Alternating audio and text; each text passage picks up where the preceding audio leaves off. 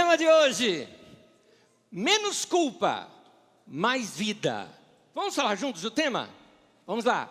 Menos culpa, mais vida. Gente, nós estamos vivendo num mundo desequilibrado. Muito desequilíbrio hoje em dia. A gente não sabe mais nem no que acredita. Eu me lembro, nos meus tempos antigos, que a gente assistia o jornal para saber as notícias do dia, porque ali tinha algumas orientações importantes. Hoje você não sabe se aquilo é notícia, se é fake news, se ela é tendenciosa, de que partido é. Não é? Você não sabe mais em quem acreditar. Nós estamos num mundo com exageros, brigas, agressões. Gente matando índio, gente botando fogo em mata que nos ajuda a respirar melhor. Gente que para roubar o teu celular corta a tua mão junto. É um absurdo. Nós estamos vivendo um mundo maluco e um mundo de agressões, um mundo de polarizações. Época de eleição, então, meu Deus do céu, que desarranjo que a gente tem. As pessoas estão emocionalmente desequilibradas. Muita gente. E isso gera vários outros desequilíbrios. Como equilíbrio é fruto de saúde, certo? Equilíbrio é saúde, tá? Equilíbrio é saúde. Quando você está com o corpo equilibrado, você está saudável. Então, desequilíbrio gera o quê? Doença. O povo está doente. Então, nós temos vivido muitas vezes uma vida doente, se não doente, contaminada. Você às vezes está até saudável, mas você está num trem, você botou a mão lá no lugar, alguém doente botou a mão ali, passou vírus, você pegou, aí você pega e faz isso aqui, ó. Pronto, passou para você. Você estava saudável, mas você foi contaminado. A gente fala de doença física, mas eu estou me referindo às emocionais. Você talvez ande em um ambiente que todo mundo grita com todo mundo, daqui a pouco você está gritando na tua casa. Você pega a mania daquele lugar. Sabe aquele texto bíblico que diz assim: as más companhias corrompem os bons costumes?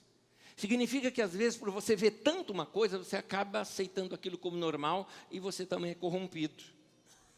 Doença gerando doença. O melhor que nós podemos chegar é sermos maduros. Equilíbrio é fruto de maturidade. Gente madura é gente equilibrada. Gente equilibrada é gente madura. Não estou falando de maturidade de idade. Estou falando de maturidade psicológica, saudável, da alma, relacional. Nós somos tão desequilibrados que a gente não sabe nem fazer um negócio chamado ter foco. Ter foco é uma coisa importante numa sociedade tão dispersa como as nossas. Nossas mentes têm sido desafiadas a ser multitarefa, e aí quando a gente tenta fazer 10 coisas ao mesmo tempo, a gente acaba não fazendo nenhuma bem. Por isso que eu uso muito uma frase: pouca coisa bem feita é melhor que muita mal feita.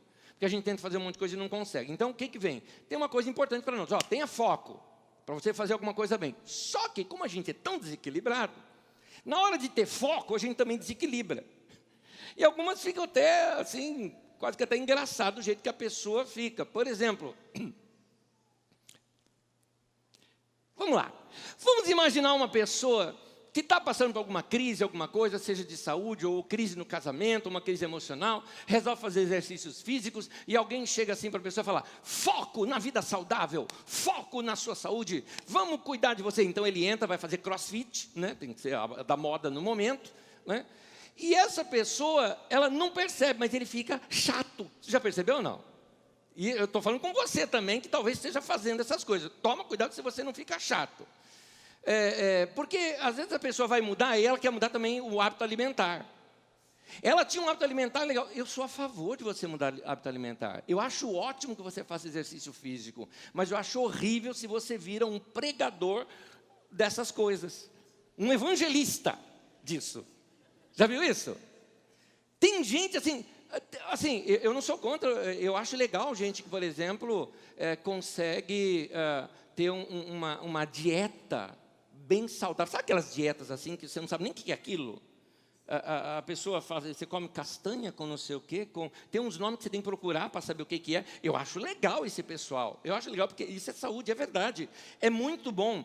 Mas o ruim é quando essa pessoa se torna um evangelista, ele vira assim, um testemunha de Jeová vegano. Entendeu? Você vai comer com a pessoa, você pega teu bifão ali, você está cortando o teu bife e a pessoa fala, tadinha dessa vaca.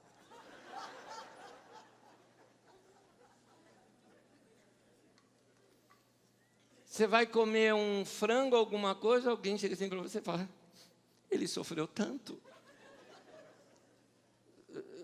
Tem gente que perturba.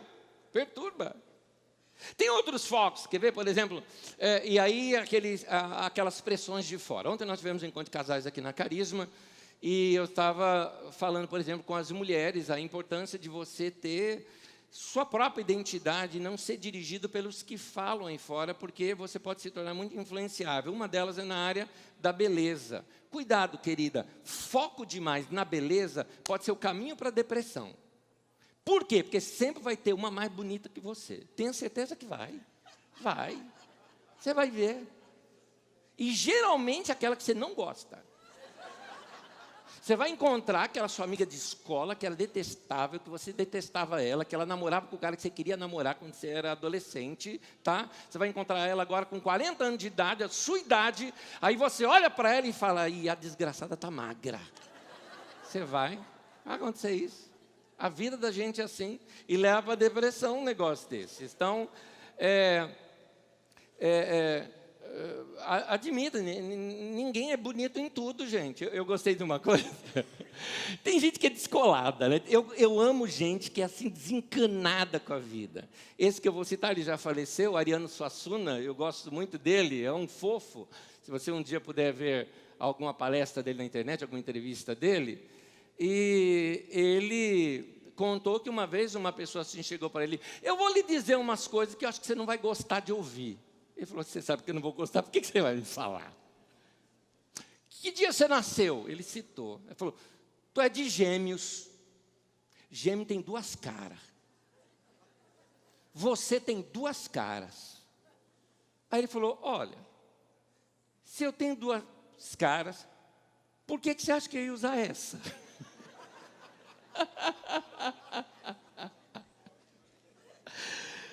Gente... aí a pessoa, por exemplo, fala, não, negócio de beleza, né? Não pode tomar sol. Eu concordo, o sol faz mal para a pele, tem tudo isso. Mas a pessoa fica tão enclausurada que não pode tomar sol, que você se esquece que você precisa de pelo menos 10 minutos de sol por dia para produzir vitamina D no seu corpo. Sabe o que a vitamina D faz? Ajuda você no sono e algumas coisas ajuda até a combater essas áreas de depressão. Ela ajuda a produzir hormônios no nosso corpo, que nos ajuda naquela sensação de bem-estar. Você nunca percebeu que todo mundo que está na praia está feliz? Por que você acha? Você não sente bem quando você está na praia? Porque é consequência do sol. Tá, Nésio, mas o sol dá mancha na pele. Você quer ficar feio ou saudável? Aliás, bonito ou saudável? Porque às vezes as duas coisas não dá. Tem coisa que a gente está querendo fazer que não dá. As duas coisas juntas não entram, entendeu? Por exemplo, homem bonito e inteligente. Minha querida, não dá. Ou é uma coisa ou outra. Não dá. Você tem que decidir o que você quer. Entendeu? Tudo que é foco demais pode estragar. Foco nos estudos, está certo? Claro que está, você está estudando, você tem prova, você vai fazer vestibular, estuda bastante. Só que o foco demais, você pode exagerar, sabe fazendo o quê? Não dormindo.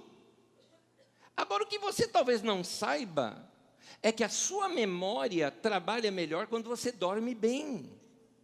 E se você não dorme bem, você esquece até palavras. Eu tive uma situação que eu precisei dormir tarde, acordar. Isso aconteceu semana passada, tá? Exatamente domingo passado. Sábado para domingo, eu dormi 4 horas só. Domingo de manhã, eu estava conversando com o irmão, eu esqueci a palavra panela. Como é que alguém esquece panela antes do almoço? Né? Mas eu esqueci a palavra. Se fosse uma prova, usei como como é que chama aquele negócio com cabo assim, que tem um negócio assim que põe no fogo? Aquele que você faz miojo. Panela, falei, isso.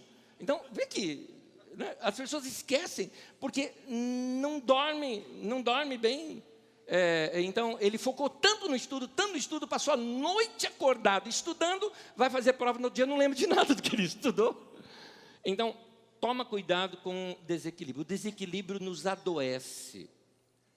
E aí vem o perigo. E acabamos por descontar a nossa frustração nos outros que estão por perto. Aí é um problema. O problema é porque o mau humor a gente desconta em quem está perto. O problema é que quando nós estamos frustrados com algo, a gente desconta em quem está perto, e quem está perto normalmente são as pessoas que nós mais amamos.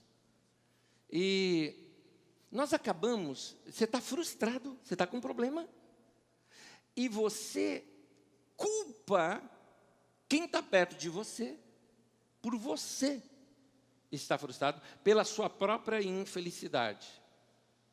A pessoa não está bem consigo e desconta nos outros. Pouco tempo atrás, quando eu falei sobre crítica, são uns 3 domingos atrás, mais ou menos, ou 4, não me lembro. Não me lembro. Gente, eu tenho liberdade de não me lembrar, afinal de contas, meu nome é quase amnésio, né? Então, por favor. Então, o que eu estava falando? Deixa eu ver aqui. Ok.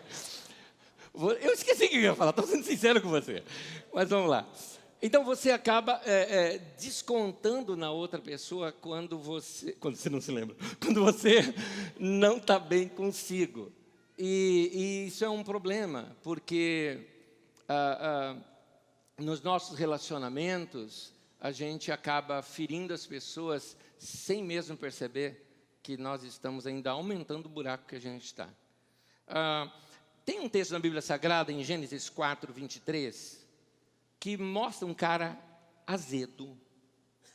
Não tem outra palavra, ele é um idiota, tá? Mas ele é azedo, ele é de mal com a vida, ele é de mal consigo. Mas olha o extremo que ele faz. O que a Bíblia quer mostrar para isso aqui é que ele é um descendente de Caim, portanto, é um homem que se afasta de Deus, fica desse jeito. É aqui que está dizendo o texto. Gênesis 4, 24 diz assim: disse Lameque às suas mulheres, Ada e Zilá: ouçam-me, mulheres de Lameque, escutem as minhas palavras.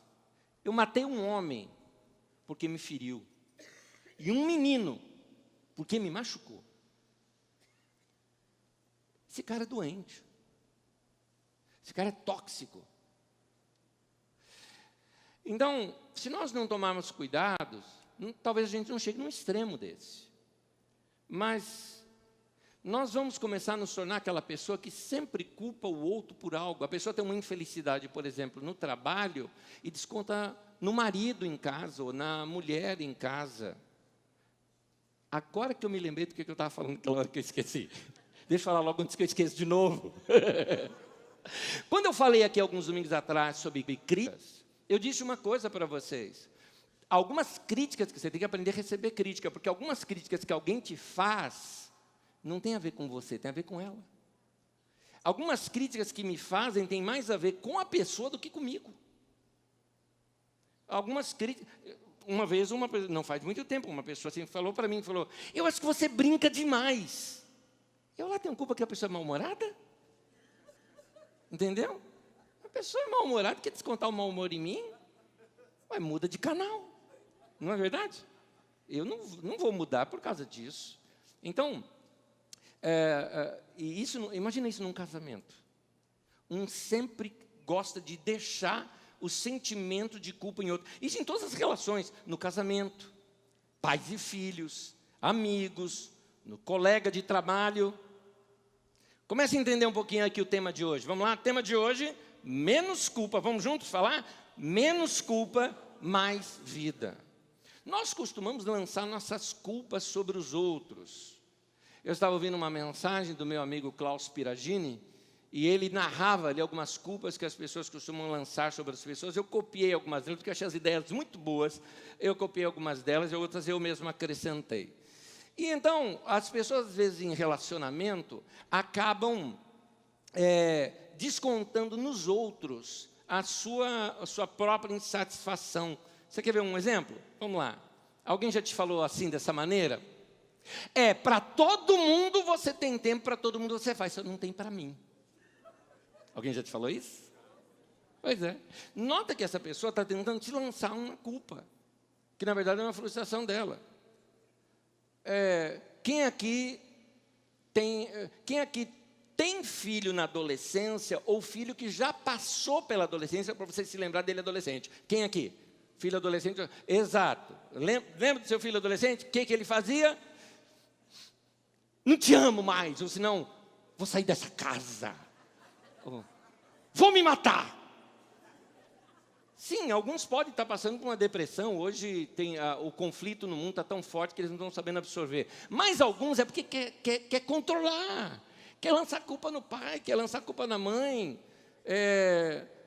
Agora tem pai que faz isso com os filhos também. Você já viu isso? Tem pais que fazem isso com o filho. Em vez do pai ou a mãe chegar assim no filho e falar, filho, arruma teu quarto. Né? Não, eles vão esperar. Vai esperar o momento. Aquele momento que ele está com os amigos e fala, tempo os amigos você tem, né? Para arrumar a cama, não. A trouxa aqui que tem que ficar arrumando a cama. Tua mãe já fez isso com você? Agora eu vou falar uma nossa. Eu digo nossa porque a maioria daqui que me assistem são adultos. E nós adultos estamos passando uma crise de identidade. O mundo está mudando tão rápido que eu garanto que a maioria de vocês, olha, não estou falando gente, que está como eu, né, para lá dos 50, estou falando gente de 30, gente de 20 e poucos anos de idade, já está falando a frase, no meu tempo. Essa frase, no meu tempo, né? Tem gente que está com saudade do quichute, né? Saudade de tanta coisa, não é verdade? No meu tempo. Então ele chega para o filho e fala, no meu tempo, eu fui trabalhar fora. Eu trabalhei no meu caso, desde os 11 anos de idade eu trabalhei, ralei, ajudava em casa, ajudava a pagar as contas. E aí, completa, né? Eu ajudava a lavar roupa, ajudava a limpar a casa, ajudava a arrumar a cama, ajudava a lavar a louça. E até hoje eu minto sobre isso, porque eu não fazia nada disso, né? Isso você não fala para o filho, né? Isso fica oculto, aquelas letrinhas pequenas. Você só quer jogar culpa sobre o filho. Culpa. Vamos lá. A mulher chega para o marido e fala assim, se fosse para sua mãe... Marido, você já ouviu isso, não viu? Vamos falar de amigos? Amigos chegam assim e falam, puxa, você nem me ligou. Era meu aniversário. Mas eu estava num funeral. Mas lá ele estava morto, eu estou vivo.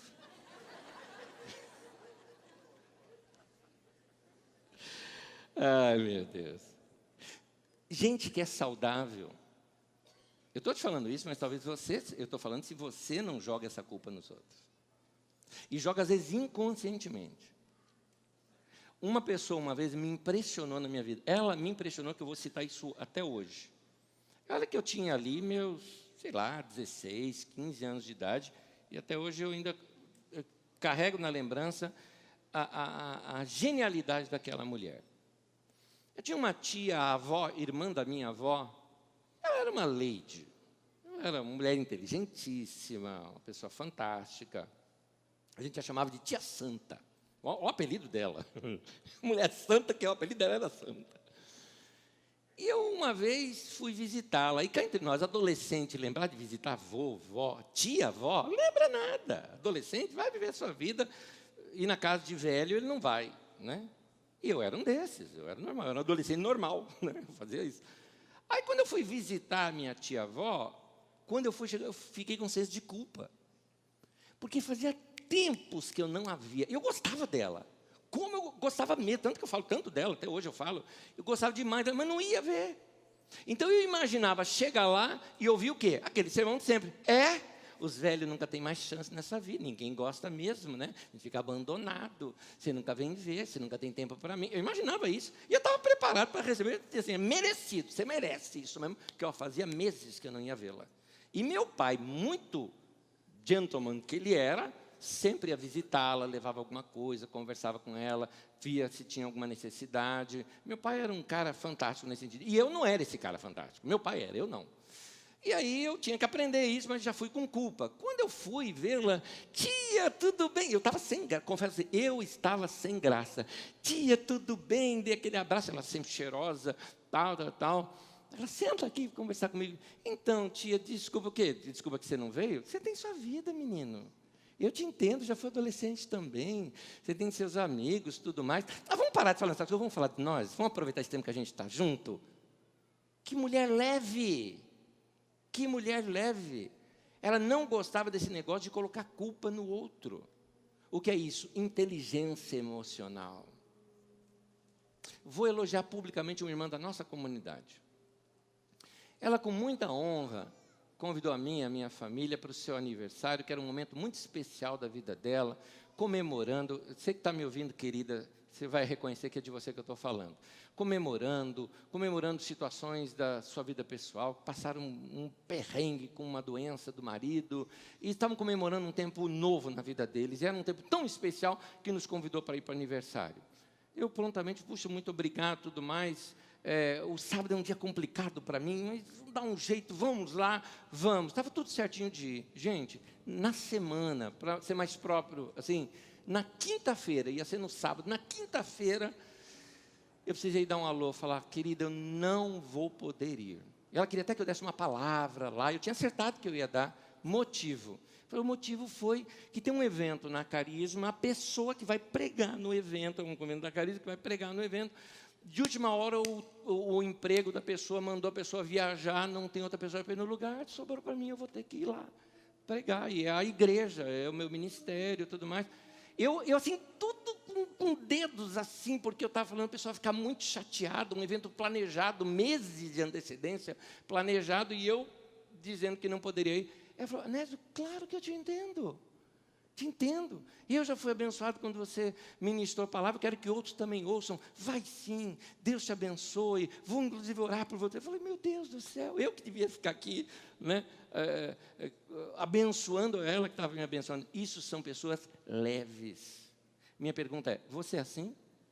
Ou você é do tipo assim, que, por exemplo, faz as pessoas ir no teu aniversário constrangida? Constrangida. Amiga, você não vai faltar no meu aniversário, né? Você é minha amiga. Aí a outra estava pensando, meu Deus do céu, eu ia sair, eu ia viajar, eu ia tal coisa, tal. Você até desmarca, né? Para ir na pessoa, porque você está constrangido. O que é constrangimento, se não culpa? Percebe? Constrangimento é um outro nome que a gente dá para culpa. Então, quando você constrange as pessoas, você está lançando culpa na outra pessoa. A pessoa vai no teu aniversário? Vai como constrangida. E vai chegar lá e falar, oi, amiga. Aquele emoji que tem, né? Que você assim, né? Sem graça. Ai, meu Deus do céu, meu Deus do céu. Você não imagina quanta culpa jogam sobre a gente que é pastor. Você não imagina? Cada uma. Nem foi me visitar. A pessoa nem sabe se a gente estava fazendo alguma coisa naquele momento. Mas tem culpa de tudo. Vai, uma última aqui. A gente, às vezes, sente culpa até por estar bem. Você já percebeu isso? Culpa por estar bem. Então, por exemplo, vamos lá, vamos colocar uma área que você está bem. Você está bem financeiramente. Você está bem financeiramente, você se organizou e você comprou um carro novo. Aí você compra um carro novo, chega alguém falando, tá podendo, hein? Aí você tem que ficar justificando porque você está crescendo na vida. Oh, não, Deus abençoou, sabe como é? A gente se organizou, estamos pagando. Tem que falar que está pagando, você percebeu isso? Aí de vocês falam, não, comprei à vista. Não pode mais ser rico. Você percebeu? É culpa quem é rico. É culpa quem está prosperando, quem está crescendo. Nem isso pode mais, meu Deus do céu. Então, queridos, muitos de vocês podem estar enfrentando uma crise. E a crise pode ser de você não se sentir mais conectado com seus filhos, com sua esposa, com seu marido, ou com seus amigos, até com seus pais. E porque você azedou o relacionamento. Porque a maneira como você fala sufoca outra pessoa. Toma cuidado disso. Toma cuidado. Um relacionamento não pode ser sufocante. Algumas coisas que são muito chatas em relacionamento. De vez em quando a gente pode cobrar uma coisa do outro? Pode. Com elegância, sem culpa, dá para cobrar. Dá, claro que dá. Tem maneiras e maneiras de você tratar uma situação. Mas cobrança demais ninguém aguenta. Crítica demais ninguém aguenta. E culpa demais ninguém aguenta. Aí a pessoa vai se fechando com você. E você começa a ficar assim, puxa, a pessoa, ninguém me ama. Você se tornou detestável. Acorda. Reverte a situação. Procura entrar dentro desse seu mundo e tirar esses azedumes lá de dentro, porque isso já está cheirando mal. Nós estamos tornando a vida das pessoas mais pesadas quando nós colocamos sobre ela, além do peso que elas já carregam. Todos nós temos as nossas culpas pessoais. Então, além das culpas pessoais que a pessoa já tem, colocamos as nossas culpas, nosso mau humor, nossa insatisfação sobre a vida da pessoa. Ninguém aguenta, a pessoa ria. Não dá. Há uma história na Bíblia de um homem que se sentia, ele tinha culpa. E um detalhe, ele tinha culpa porque ele era culpado. Ele era bicho ruim. E ele sabia que era. Agora, houve um momento da vida dele em que tentaram lançar ainda mais culpa ainda sobre ele. E Jesus o defende. Vamos estudar essa história para a gente entender um pouquinho melhor como a gente tem que imitar Jesus. É isso que eu quero chamar a sua atenção. O texto é um pouquinho longo, são 10 versículos, acompanhem comigo. Em Lucas, no capítulo 19, nós vamos ver a vida de Zaqueu. Vamos lá. No versículo 1 em diante, começa assim. Jesus entrou em Jericó e atravessava a cidade. Havia ali um homem rico chamado Zaqueu, chefe dos publicanos. Ele queria ver quem era Jesus, mas sendo de pequena estatura, não conseguia por causa da multidão. Assim correu adiante, subiu numa figueira brava para vê-lo, pois Jesus ia passar por ali. Quando Jesus chegou àquele lugar, olhou para cima e lhe disse: Zaqueu, desça depressa, quero ficar em sua casa hoje. Então ele desceu rapidamente e o recebeu com alegria. Todo o povo viu isso e começou a se queixar. Ele se hospedou na casa de um pecador. Estamos falando de Jesus agora. Mas Zaqueu levantou-se e disse ao Senhor: olha, Senhor, isso já acontece lá na casa do Zaqueu. O texto pula o momento. Olha, Senhor, estou dando metade dos meus bens aos pobres. E se de alguém extorquir alguma coisa, devolverei 4 vezes mais. Jesus lhe disse: hoje houve salvação nessa casa, porque este homem também é filho de Abraão. Pois o Filho do Homem veio buscar e salvar o que estava perdido. Para a gente entender melhor o texto, eu preciso ampliá-lo e explicar alguns detalhes dessa leitura.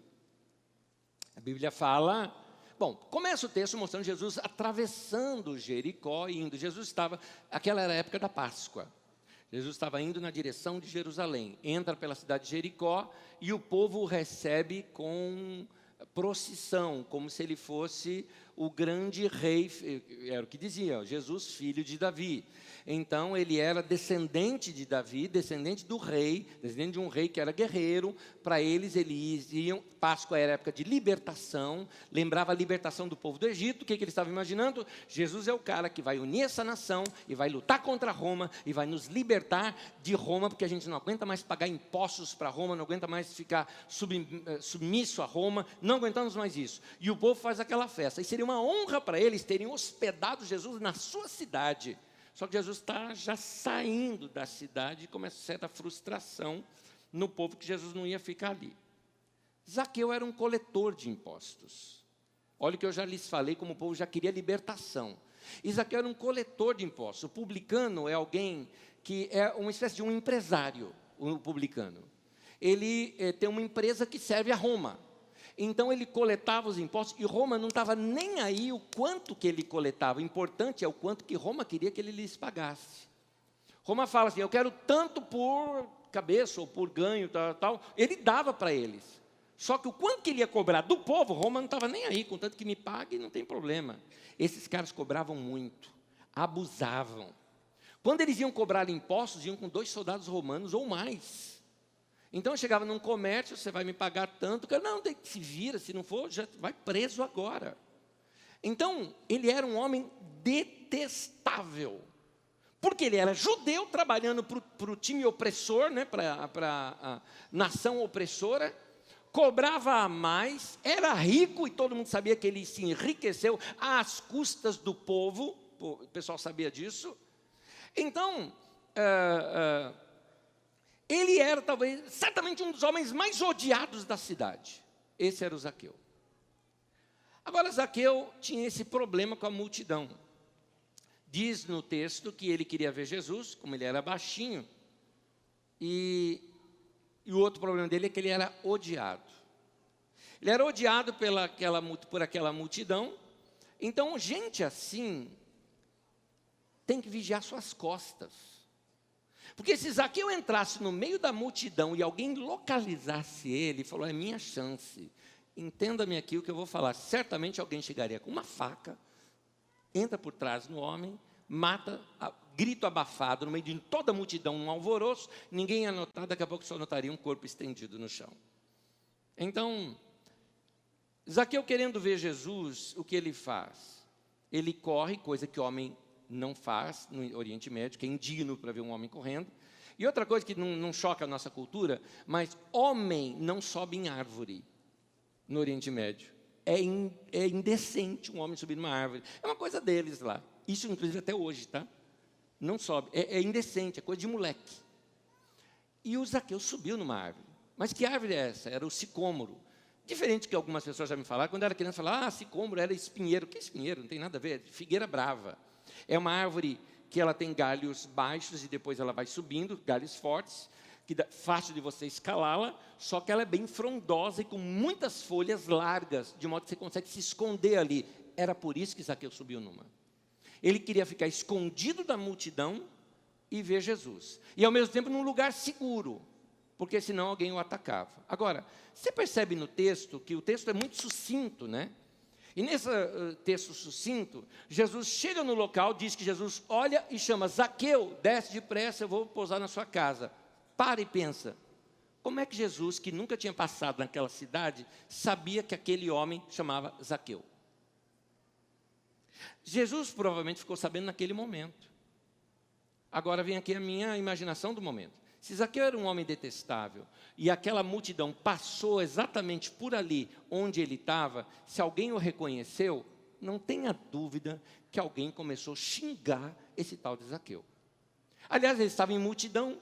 Quando você está em multidão, você tem força. Todo mundo detestava o cara, esse era o momento. E se alguém queria xingar o cara, agora é o momento, porque fora daquele momento, ele ia estar com um guarda romano do lado dele e você ia preso. Então, essas pessoas começam assim, vaiar, xingar Zaqueu, e a multidão começa a fazer ali um burburinho. Na verdade, o que poderia acontecer ali? Era época de Páscoa. Páscoa lembra libertação. Vamos nos libertar de Roma. Vamos começar com esse cara. Se alguém grita isso, gente, ia ser um linchamento naquele momento. É claro, Jesus está ali, o que eles estavam esperando? Esse é o nosso libertador, então esse cara vai falar alguma coisa para o Zaqueu, a gente vai linchar o Zaqueu pelo nosso mestre. Jesus salvou Zaqueu de ser linchado. Quando Jesus trouxe a culpa de Zaqueu para si. Jesus olha para aquele homem, se compadece dele, e Jesus fala, Zaqueu, e todo mundo, é agora. Tem espaço lá na tua casa? Eu vou dormir lá. Aí a multidão começou a jogar culpa em Jesus. Quem é esse cara? Vai dormir na casa de um pecador. Vai comer na casa de um pecador. Porque isso era um escândalo para eles. E Jesus toma para si aquilo. A cena continua já na casa do Zaqueu. Você imagina esse Zaqueu que foi para casa, preparou um jantar, vai receber Jesus. Há uma cerimônia que o dono da casa se levanta e dá boas-vindas e tudo mais. Certamente esse homem antes foi para o banho. Ele deve estar pensando, esse homem salvou a minha vida hoje. Constrangido com esse amor de Jesus que arriscou a vida dele por causa de Zaqueu. O Zaqueu então, constrangido, chocado com esse amor de Jesus, ele entende, fui eu que provoquei tudo isso. O erro era meu. Então, Zaqueu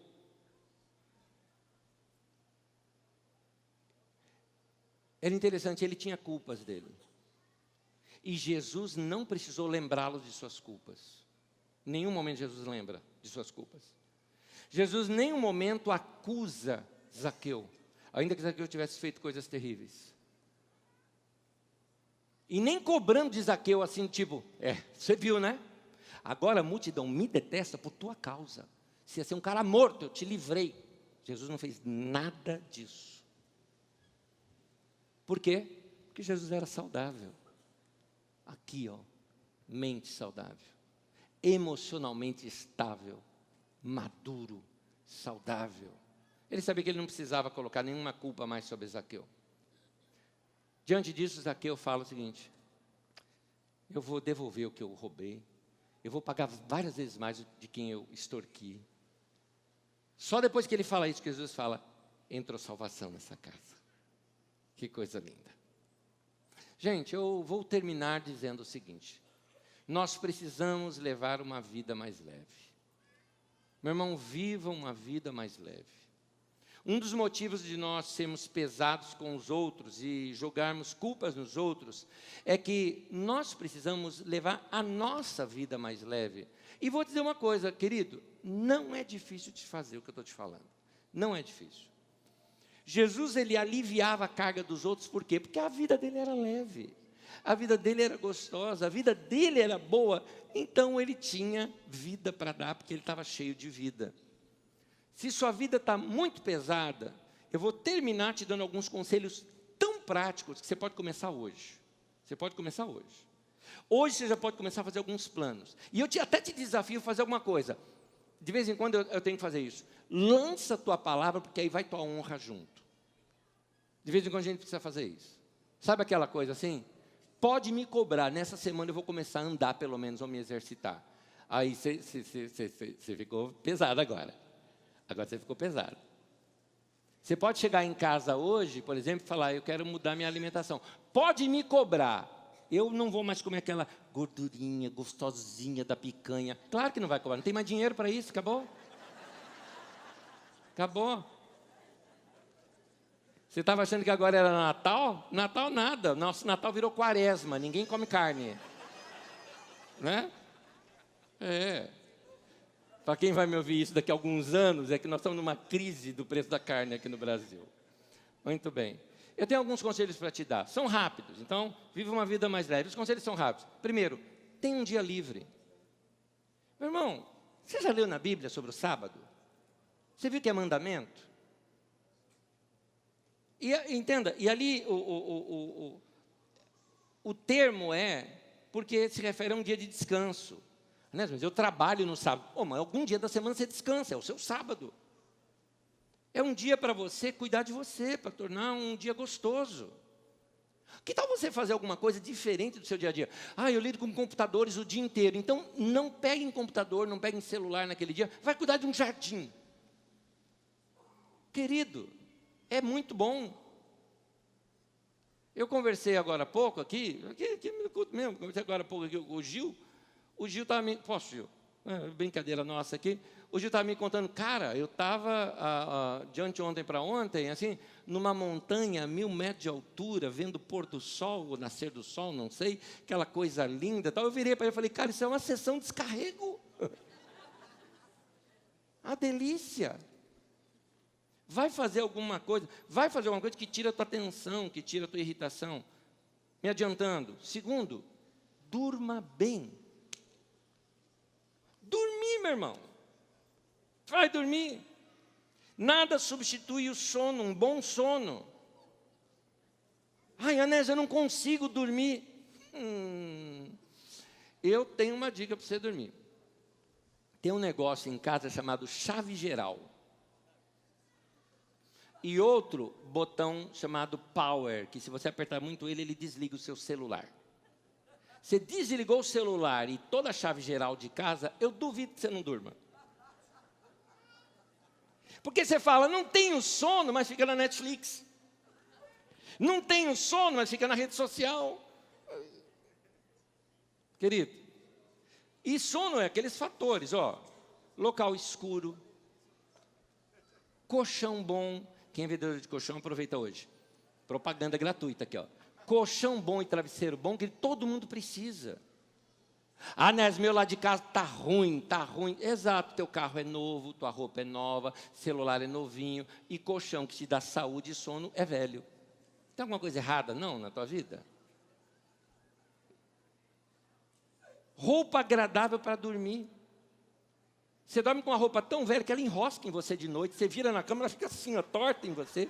Por quê? Porque não é nem pijama. Você pegou a roupa... para! E mais uma dica que as mulheres agradecem. Banho. É legal. É legal. Então, deita relaxado, vai ter um bom sono, vai te fazer bem. Terceiro, se alimente melhor. Alimentar melhor não significa comer mais ou comer menos. Mas comer adequadamente, é isso. E comer adequadamente é você saber conhecer melhor os alimentos, ou vai se consultar com uma nutricionista, ou vai se informar sobre o assunto, uma simples leitura. E se quiser uma dica, o prato quanto mais colorido, né, é mais saudável. Não vale colocar M&M no prato, por favor. Né? Mas é importante, cada substância ela combate um dos radicais livres, uma alimentação saudável vai deixar sua mente e seu corpo com uma disposição melhor de vida. Por favor, faz isso. Eu tenho mais 2 conselhos para te dar, mas já te peço para você ficar em pé comigo, pode ser? E não sai não, escuta porque esse conselho é para você direto. Tem esse conselho para te dar. Mais um, confesse seus pecados a Deus. Isso também ajuda a combater o estresse, porque se alguém carrega culpa dentro de si, vai ficar tudo mais pesado. A melhor coisa para você fazer é confessar tudo aquilo para Deus e se ver livre desse peso na consciência. Narro novamente uma música de Asaf Borba que diz assim: não há pecado ou culpa maior do que o seu amor.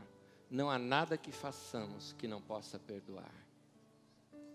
Então, teu Deus te perdoa e não tem pecado que você tenha cometido que seja maior do que Ele.